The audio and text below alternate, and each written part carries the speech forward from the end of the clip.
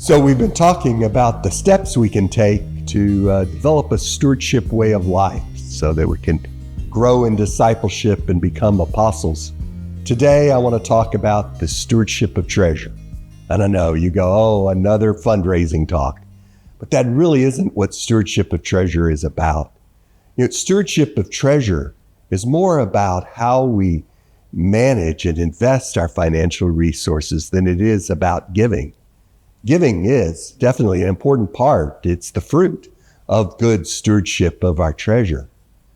But stewardship of treasure is all about developing that attitude that everything we have is a gift from God, that we don't own anything. Everything is from God, and developing that attitude.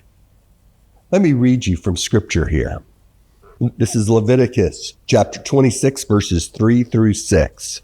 If you live in accordance with my statutes and are careful to observe my commandments, I will give you your rains in due season, so that the land will yield its crops and the trees their fruits.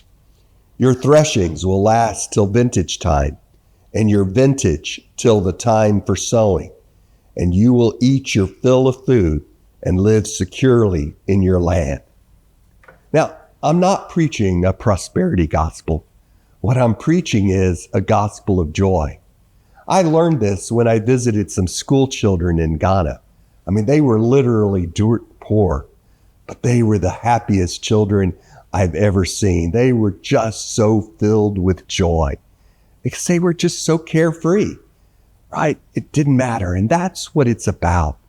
It's about, yes, controlling, managing those things that we can control, but it's about turning over to God those things we can't control and recognizing and trusting that He will provide and He will help us through those times.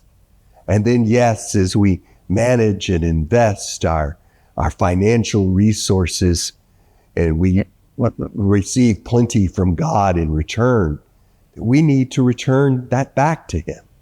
That's where the giving comes in. We need to give back to God so that we can grow in discipleship and become apostles.